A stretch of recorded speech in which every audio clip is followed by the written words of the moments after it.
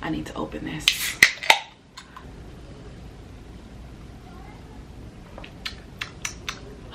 Good old Kathy. Good old Kathy.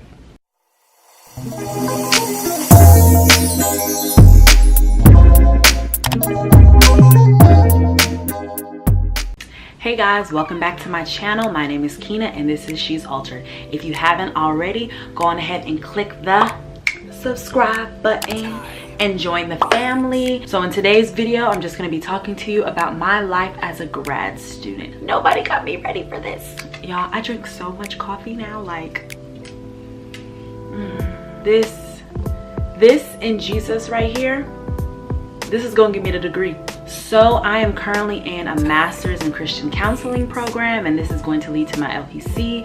I go to Houston Baptist University and I'm in my second year, well, or third semester, however it is you want to calculate it by semesters or whatever, but I'm in my third semester, second year, and you know, up until this point I've learned a lot. So when I first came to HBU, I was an on-campus resident student, but then as I continued in my program, most of my classes ended up being online anyway, and it was way more expensive for me to be a resident student taking online classes. So I just ended up switching to being an online student. So I'm currently an online master's student, and that in and of itself deserves its whole own video. I'ma just say, online grad school, it's possible.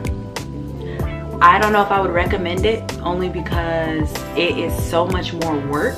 I'm not sure if this is at every school, but at least at HBU, the online programs that they offer are like 8-week courses, or some, I think they have some 5-week courses like during the summer or during the winter break, but I'm not doing that. But they have 8-week courses, and so they have like the first half of the semester, they have 8-week courses, and then the second half. And so one online semester, I guess you could say, goes from August to about mid-October, and then from October to about December. I would not recommend taking online classes because it's so much more work, like literally on a weekly basis. Like last week and this week that I have to go and do right after I finish this video, I had to read 9 chapters, watch 4 videos, had to do 2 online discussion board postings, then I had to write a 5-page paper on top of 2 quizzes, and that was just in week 1. Versus when I was taking classes on campus, the workload, it was spread across 16 weeks. It was manageable. I can fit it in my schedule. I didn't have to read, you know, 9 chapters on a weekly basis because they're trying to squeeze a whole textbook. And that's if you're lucky. If you're lucky, your class might have 1 book, but if you're like me, 2 textbooks for 1 class, and I have to read these in a matter of 8 weeks. There are 26 chapters in this book. There are 15 chapters in this book, and then I have an online textbook that I don't even know how many chapters, but if you would add up 24, that one probably has like 20 something. So I'm looking at roughly between 60 and 70 chapters of material that I have to read, digest, understand, and learn in a matter of 8 weeks. So let's just round off the number. Let's just say 70 chapters. Let's do a little math here. So 70 divided by 8. So yeah, that's about an average of 8.75 chapters a week that you have to read. My life is really busy, and that's just reading. Then not only reading, then I have to take notes on what I read, and then I have to do quizzes and discussion board posts, and then essays, and then whatever other little extra assignment that I get on top. So the course load and the workload in grad school when you're taking online classes versus when you're on campus is completely different. I would not recommend taking online, at least at HBU. I don't know how they do it at other schools, but not at HBU, unless you are privileged and all of your necessities are taken care of. If you don't have to worry about working, if you don't, you know, have extra hobbies like YouTube, if you don't have anything else going on in your life and you can afford to just go to school, it might be for you. But as for me, I work full-time, I go to school full-time. I mean, YouTube is like a part-time thing that I do, and then everything else that I do outside of those 3 main things, like it's a lot. It's a lot, and it's a lot on my schedule to balance, but somehow I end up making it work.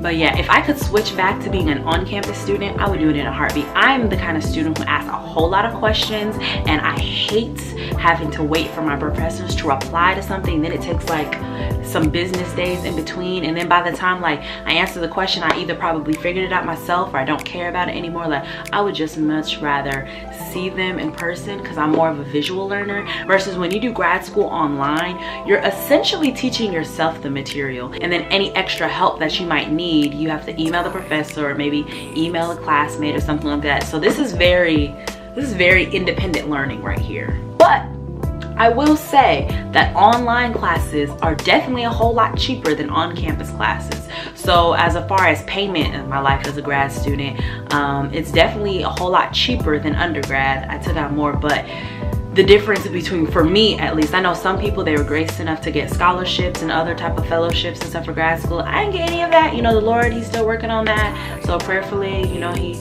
brings some funds or finances if somebody want to sponsor me. You know, Cash App link in the bio.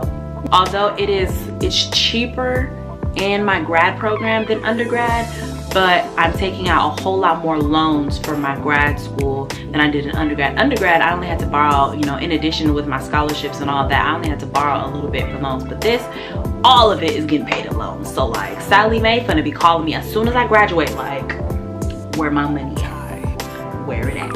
I need it. Then with the time management that I have to learn in grad school, like in undergrad, I kind of had a planner, but I was like sometimes using it, sometimes not. But grad school, no. Especially online grad school, no. You need to get a planner, okay? You need to plan your life.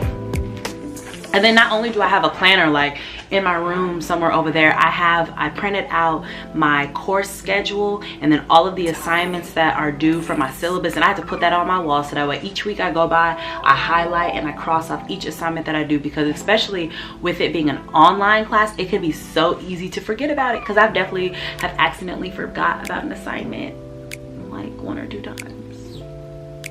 Ooh, another major difference between undergrad and grad is, so far my experience is that my grad professors are way more willing to work with me and like way more understanding than my undergrad professors were. Like, now I just so happen to have a great relationship with my undergrad professors, so I know my experiences are a little bit different from everybody else's, but just like in general, my grad professors seem to be a little bit more understanding and willing to work with me than my undergrad ones were. But there is always that one apple who's like, this is grad school, what did you expect? But it's like yes, I know that this is grad school, but this is stressful. Like, I have a life, I have other things that I do outside of this, so why are you giving me 10 chapters to read for your one class and an essay and 3 quizzes and it's due in 4 days? Like, why are you doing that? That should be inhumane. Another difference so far in my life of being a grad student is I'm definitely not as involved in campus life as I was in undergrad. I definitely, like, even though my professors are more even though my grad school professors are easier to work with, I don't have the same type of relationship with them that I have with my undergrad. And that's partly due because I am an online student, so everything is at a distance. And by the time I get off work, like, HBU is already closed. So all of the professors would have already left, gone home for the day. They don't have weekend hours, which is another bone to pick. They either need to have people working on the weekends or after hours. That way people like me, who don't live on campus, who are in grad school, who have a full-time job, can still get their school business done, you know, outside of work time, because I'm at work during business hours. So I can't leave and go all the way and sit in the financial aid office for 2 hours to get an issue solved, or like be on the phone for 2 hours trying to call y'all and y'all don't answer anyway. I just don't have that kind of time. Another difference between undergrad and grad is like, I enjoy what I'm learning so much more because it's like directly in line with my purpose, everything that I want to do. Like, I get excited about the material, even though it is a lot of reading, I'm not gonna lie, but sometimes I just be reading, I'm just like, oh, this is good. And this is stuff that I really have to know, because when I get out there into my career field, like, I can't just be, you know, cheating my way through my master's. Now, undergrad, I could get away with finessing a little bit because I was only going hard in undergrad so that way I can get into my master's program. But now that I'm in my master's, I'm chilling. Like in undergrad, I was honestly so hard on myself. I was like, no, like I need to do every assignment. I need to get A's in every single class. Like I need to get a 4.0 every semester. I live in the library, and you know, it paid off. I did graduate top of my class, you know, with high honors, but the stress part of that, it wasn't so good. So my post-grad, I mean, y'all watch my post-grad depression video, so coming down from everything that I did in grad and then coming down, yeah, it was a hard fall. Not too hard though, by God's grace, but it was a hard fall. And so in grad school, I know that I'm eventually gonna go and get my PsyD, and I haven't decided if I'm gonna get my PsyD, which is a doctor's of psychology, which is another option. So you can get your PhD, which is a doctor of philosophy, and that's more like if you're going the professor route, even though I do want to be a professor, but I want to get my PsyD because that's more like hands-on clinical based, and I haven't decided if I'm going to get that in counseling psych or clinical psych, or whatever the Lord tells me that I'm going to get it in. In grad school, I cut myself a little bit of slack. Like I'm more so focused. In undergrad, I was more focused on the letter grade, and in grad, I'm more so focused on obtaining and retaining the knowledge. So one time there was and keeping my mental health, like that's a big importance. So there was one assignment last semester, I think it was one of the very last assignments. I did every single assignment up until this point. I think it was like the last week, and you know, I didn't do it. Not because I couldn't, not because I couldn't have made the time. I just honestly didn't want to. I really wanted to go and sit on my couch and watch a Netflix movie, and you know what? That's exactly what I did, and that assignment did not get done.